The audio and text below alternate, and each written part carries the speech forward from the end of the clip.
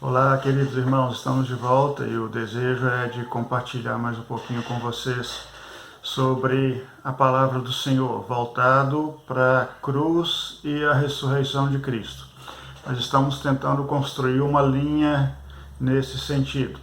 Ontem nós compartilhamos sobre a criação, sobre a queda do homem, sobre a consequência do pecado, a separação de Deus, a morte e a promessa da vinda de Jesus Cristo. O coração do homem ele é voltado para o mal e a gente consegue ler isso na narrativa que tem em Gênesis, e a gente vê logo depois um assassinato ocorrido entre os próprios filhos de Adão e de Eva, Caim e Abel, Caim tirando a vida de Abel.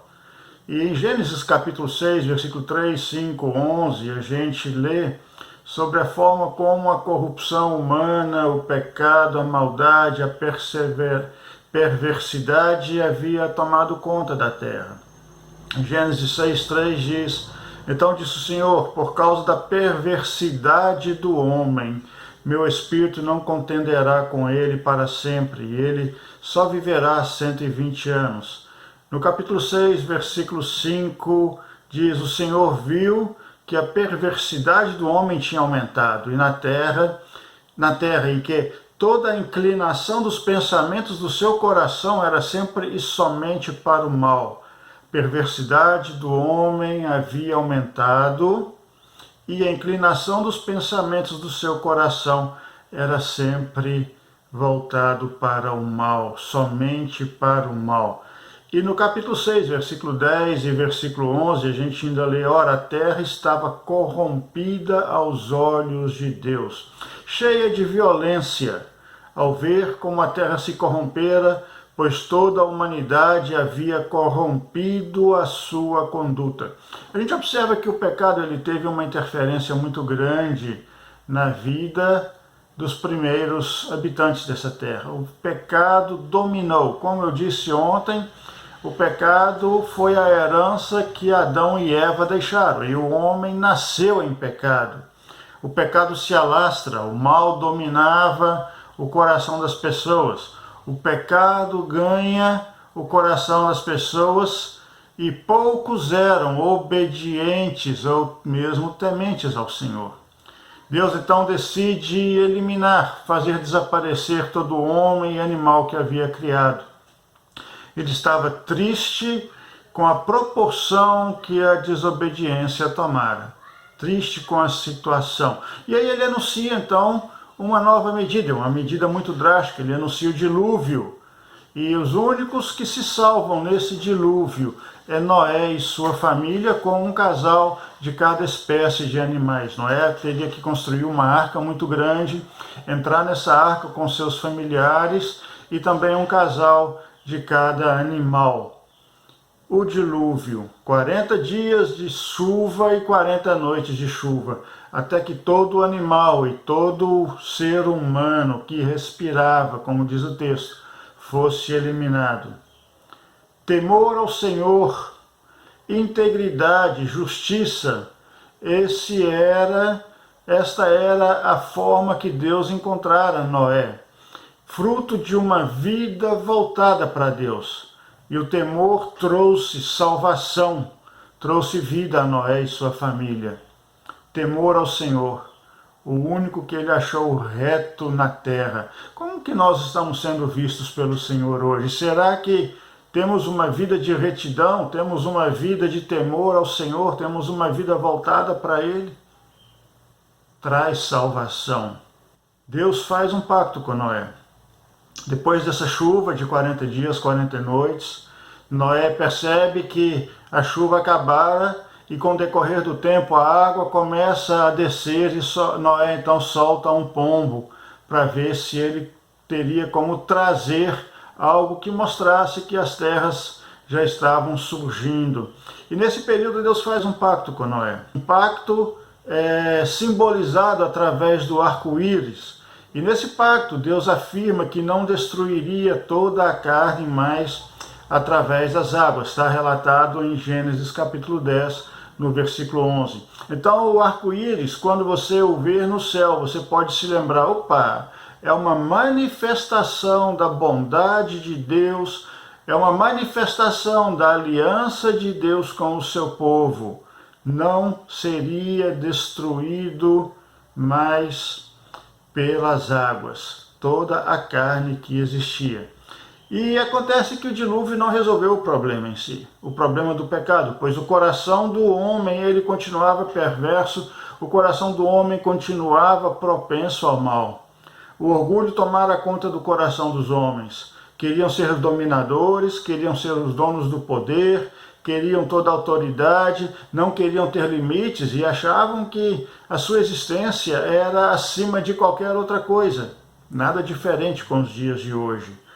O orgulho tomara conta do coração dos homens. E então eles decidem construir a Torre de Babel, uma torre alta, edificar uma cidade e o centro da cidade haveria uma torre, e diz o texto que essa torre tinha como objetivo ser tão alta que alcançaria os céus, mostrando poder, mostrando celebridade. E era para eles um sinal de que não haveria limite para os homens. Lá naquele período havia só um idioma, uma só língua, e com isso estavam todos eles propensos a planos mirabolantes como resultado do seu orgulho, do seu pecado, da sua autossuficiência. E o Senhor então, ele resolve intervir de novo, e ele confunde a língua, o idioma de todos aqueles que estavam ali. Ele introduz novos idiomas àquele povo, de forma que não pudessem ser capazes de produzir, de criar planos mirabolantes e terem atitudes que exaltavam o homem e não a Deus. Então Deus confunde a língua do povo ali. E o povo estava distante de Deus, não querendo reconhecê-lo como Senhor, Criador, a quem deveriam temer e obedecer. Novamente, nada diferente de hoje. Cada um com sua verdade, o seu próprio orgulho, a sua independência, a sua autonomia, sem obediência e dependência de Deus. O que a gente vê de diferente hoje em relação a isso? Não consigo perceber nada. E Deus, então, ele tem um outro plano que ele traz, e é a estratégia de construir, de começar, vamos dizer assim, com um novo povo, uma nova nação. Uma nação, um povo que se tornaria seu povo, sua nação. Um povo temente a ele, um povo obediente a ele. Um povo que tivesse comunhão com ele. Um povo que estivesse voltado às suas ordens, aos seus ensinos, a seus princípios de vida e a sua forma realmente de se relacionar e viver um com o outro. Deus então ele começa nesse plano através da vida de Abraão para constituir ali o povo hebreu. E a partir de Gênesis 12 a gente lê sobre esse chamado de Abraão, e Deus pede então que Abraão seja uma bênção. E a promessa que Deus faz a Abraão é que ele seria pai de uma grande nação, ele teria uma enorme descendência. A descendência dele seria numerosa como as estrelas do céu, como a areia do mar. Não dá para a gente ter noção e dimensão do que isso realmente implica. Mas o plano de Deus, o desejo de Deus era que esse povo, a descendência de Abraão, fosse o seu povo, o povo exclusivo do Senhor. E além dessa promessa que Deus fez a Abraão, de que ele seria pai de uma grande nação, Deus fez a promessa de que Abraão, que a descendência dele seria o povo que iria habitar a terra de Canaã. Vemos então no decorrer da história que Abraão ele recebe a promessa de um filho, o filho da promessa, Isaque, e ali começa então toda a genealogia, a descendência escolhida por Deus por parte de Abraão. Então Abraão tem o seu filho Isaque, Isaque tem o seu filho Jacó, Jacó tem 12 filhos, e esses filhos de Jacó são a base do povo, formam a base do povo hebreu, um grande povo. E dentro desses filhos a gente lê a história de José, José do Egito. Era um dos filhos prediletos de Jacó, e a gente vê que José, no decorrer da história, a partir de Gênesis capítulo 37, a gente vê que José, ele é vendido pelos seus próprios irmãos como escravo. E ele vai parar na casa de Potifar no Egito. E ali ele serve a Potifar como escravo e administra todos os bens de Potifar. Ele passa a ser aquele que administra toda a casa de Potifar, tendo total e completa confiança por parte de Potifar. E a gente lê na Bíblia que Deus ele estava com José e ele fazia José prosperar nos seus momentos. Independente de ter sido vendido como escravo, de ter sofrido tudo o que sofreu, José nunca reclamou com Deus a respeito da sua situação. E a gente também não lê em momento nenhum o desejo de José de fugir do Egito e tentar voltar à casa dos seus pais. É uma história que acho que vale a pena você ler, a partir do capítulo 37 de Gênesis até o final do livro de Gênesis. O período de grande seca assola Canaã. E a família, então, de Abraão, através dos seus descendentes, naquele lugar, em Canaã, passa a ter problemas com a fome, ao ponto de precisarem buscar alimento no Egito. Nesse período, José já se tornara um homem forte no Egito, era o segundo homem na hierarquia egípcia, e ele comandava, então, todo aquele país, toda aquela nação. E diante da fome, José, direcionado por Deus, ele tem a sabedoria de fazer celeiros a ponto de ter o suficiente de alimento, não só para os egípcios, mas também para vender para os povos de outras terras. E dessa forma, então, a sua família vai até o Egito comprar alimento para si e para os seus animais. E José reconhece a sua família, José reconhece os seus irmãos. E depois de algumas indas e vindas, José então se revela a seus irmãos e faz com que a sua família venha para o Egito morar com eles lá. E lá no Egito, então, ele retira uma parte do país em Gósen, uma parte muito fértil, com boas pastagens, para que a família de José pudesse se estabelecer naquele local. A gente vê na Bíblia narrada que eram aproximadamente 70 pessoas, a família de José que foi até o Egito. E a família, ela era uma família que se multiplicou muito rápido, a família cresceu muito rápido, chegando ao ponto de que o faraó, o egípcio, né, ele se preocupasse com a situação. Um novo faraó que havia surgido, que não conhecia a história de José, não sabia o que José havia feito pelo Egito, mas ele viu naquele povo hebreu como uma ameaça. A ideia dele era, puxa vida, se vier um inimigo guerrear contra nós, qual é o risco desses hebreus se juntarem ao nosso inimigo para tentar ou para querer a nossa destruição? Dessa forma, então, o faraó, os líderes do Egito, eles colocam um peso, um fardo pesado sobre a família de Abraão, sobre os hebreus. E eles se tornam escravos no Egito. E ali eles precisam construir e edificar cidades e vários outros tipos de trabalhos que faziam parte da escravidão deles. E a vida deles se tornara extremamente amarga. A vida deles se tornara extremamente dura. Foi um período de mais ou menos 400 anos que a família de Abraão viveu no Egito. E nos últimos anos foram anos extremamente pesados. O faraó mandou com que as crianças, ao nascerem do sexo masculino, fossem mortas. Depois orientou que as crianças até 2 anos fossem jogadas no rio Nilo.